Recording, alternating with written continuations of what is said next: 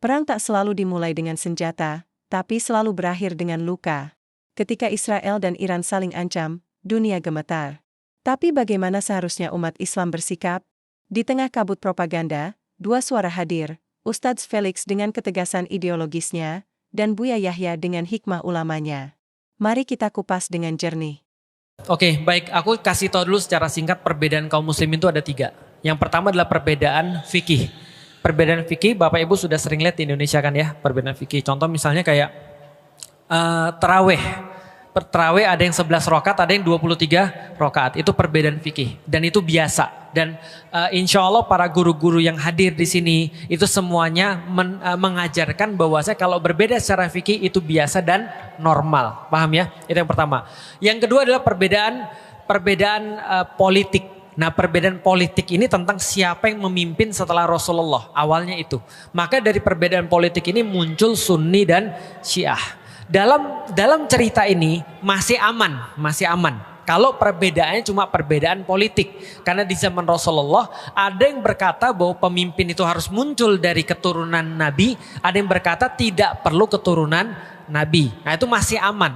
Yang ketiga perbedaan akidah. Perbedaan akidah itu kalau sudah berkaitan dengan yang namanya rukun iman. Rukun iman ada berapa?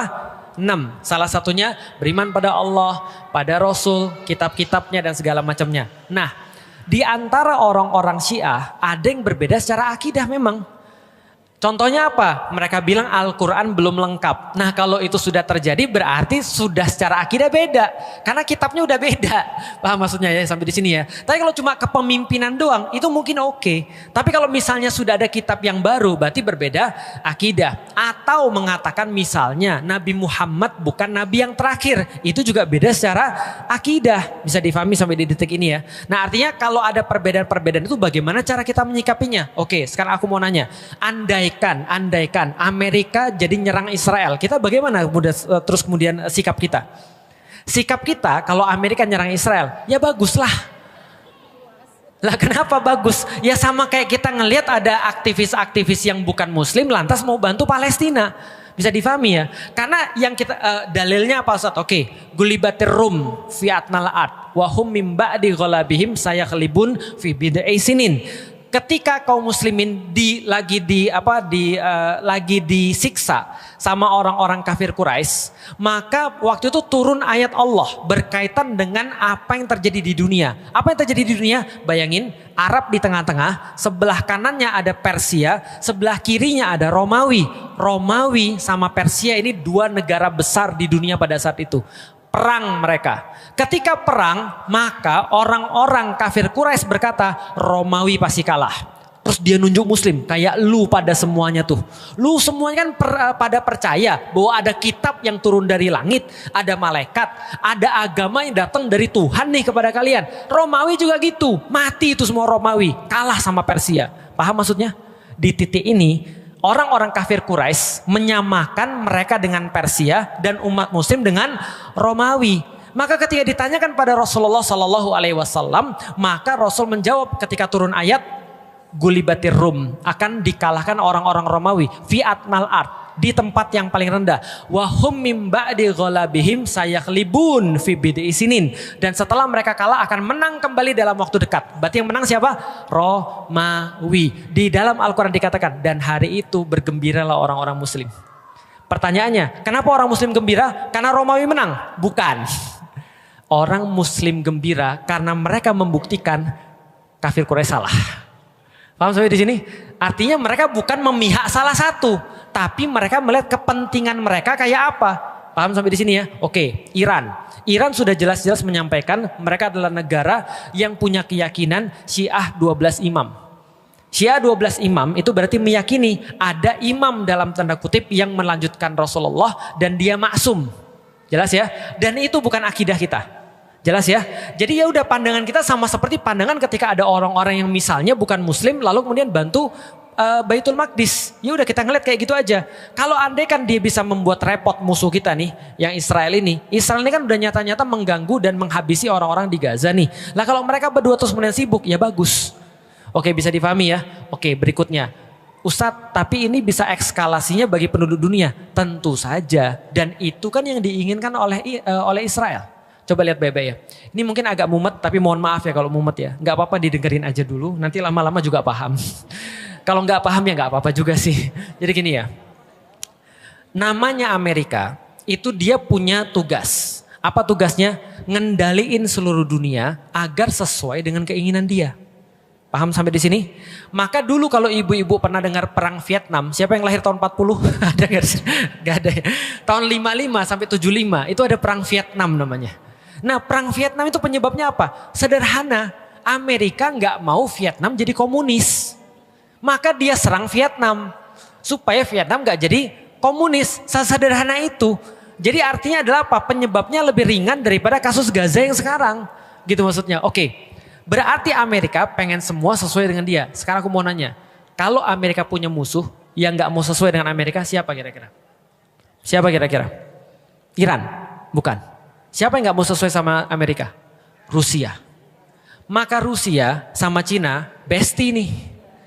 Kenapa bestie? Karena dua-dua ini nggak mau diatur sama Amerika sekarang nih ceritanya. Maka dua-dua ini bestie. Satu perang dagang, satu perang dingin. Bisa difahami ya, karena Rusia ini adalah pewarisnya Uni Soviet. Dia punya banyak sekali juga hulu ledak nuklir. Lalu kemudian Cina juga sama. Mereka bestian nih. Ketika mereka bestian, mereka nyari proksi. Proksi itu gimana ya ngomongnya ya? Sebentar. Nyari besti. Mereka jadi nyari besti di tempat daerah konflik. Karena Amerika itu punya bawahan di Timur Tengah namanya Israel, maka orang-orang ini harus punya bawahan juga. Apa bawahannya di sana? Bawahannya Iran. Jelas? Nah, kenapa bisa tahu gitu? Makanya ketika Iran perang, siapa yang memproklamirkan akan dukung Iran? Rusia, Cina. Jelas sampai di sini? Nah, maka ini sekalian nih. Artinya Amerika pengen ngendaliin Rusia, Iran dan segala macam supaya mereka nggak punya ancaman, minimal nuklirnya hilang. Lalu makanya ada NPT, Nuclear Proliferation Treaty. Lalu kemudian ngendaliin agar mereka nggak punya nuklir. Supaya yang bisa punya nuklir siapa? Cuma Amerika dan Israel doang. Paham sampai di sini ya? Nah, mereka mau ngendaliin dunia dan itu harus terjadi. Perang Ukraina itu salah satunya. Karena Amerika nguasain pemerintahnya, Rusia nggak mau. Karena itu dekat Rusia. Ini masalah negara doang. Indonesia gimana? Nonton Indonesia. Kan turut nonton dalam perselisihan dunia kan Indonesia kan gitu. Nah, artinya ini yang terjadi nih. Oke, balik lagi. Kalau kita bahas tentang masalah Iran, apakah Iran menyerang Israel karena dia pro dengan Palestina? Jawabannya tidak. Karena Iran nyerang Israel karena dia diserang duluan, sederhana, gitu kan ya. Dan ada video tuh Netanyahu ngomong ke publik, bikin video. Apa yang dia bilang? Dia bilang begini, saya berbicara pada rakyat-rakyat Iran yang terhormat untuk dalam tanda kutip menggulingkan pemerintahan yang sekarang untuk balik lagi ke masa lalu. Tahu masa lalunya apa? Dia ngomong sendiri. Kita udah jelasin di kajian kita tuh. Apa masa lalunya? Iran sama Israel itu bestie. Baru tahu. Karena yang ngebuat kuil Sulaiman yang kedua itu Iran, itu Persia. Maka mereka dulunya bestie. Maka Netanyahu bilang, mari kita kembali ke masa lalu di mana kita bestian. Bahwa Cyrus Agung itu adalah raja Persia yang luar biasa, itu membangunkan kuil Yahudi buat kami. Maka gulingkan pemerintahan Anda sekarang, lalu kemudian ayolah bareng-bareng kita main bola. Itu kata dia tuh. Artinya dia bukan untuk Palestina, dia justru pengen menjadikan Iran sebagai bagian bestinya dia. Paham sampai di sini? Jadi jangan juga kita heboh bahwasanya dia bantu orang muslim. Enggak juga. Itu memang kepentingannya Iran. Iran gak mau juga dikuasai sama Israel. Karena sekarang masih bestian sama Rusia dan Cina. Mumet ya? Nah, ini pembelajaran namanya. Dimutakin belajarnya tentang geopolitik gitu ya. Nah, karena itu adalah fakta-fakta yang terjadi. Makanya Netanyahu sekarang mau menjadikan Iran sebagai, tadi balik lagi ke zaman, oh by the way, aku sedikit mau cerita tentang Iran. Teman-teman tahu bahwasanya Iran sekarang itu apa? Republik Islam Iran. Tapi sebelum jadi Republik Islam Iran, apa itu? Negaranya bukan negara Republik Islam Iran. Tapi negara yang sekuler yang dikepalai namanya Shah Reza Pahlavi. Nah, pas sama Shah Reza Pahlavi ini bestian sama AS, sama Amerika Serikat. Maka ketika terjadi revolusi, bangkit terus kemudian Ayatollah Khomeini ini dan Republik Islam Iran, dia jadi nggak bestian sama Amerika lagi. Ini masalah cuma itu aja masalahnya. Nggak terkait dengan Gaza. Artinya kalau ada apapun dengan Iran, pasti Gaza akan tetap juga sama masalahnya. Balik lagi, apakah eskalasinya sampai ke perang dunia ketiga? Jawabannya mungkin iya, mungkin tidak. Jadi mungkin iya, mungkin tidak. Tapi wallahualam bisawab. Ya kan kita tahu bahwasanya orang-orang kayak Amerika itu akan melakukan apapun untuk tetap ada pada kekuasaan. Artinya gini ya. Balik lagi tentang teori peradaban. Kapan-kapan nanti aku bahas tentang Persia dan Romawi dengan Rasulullah.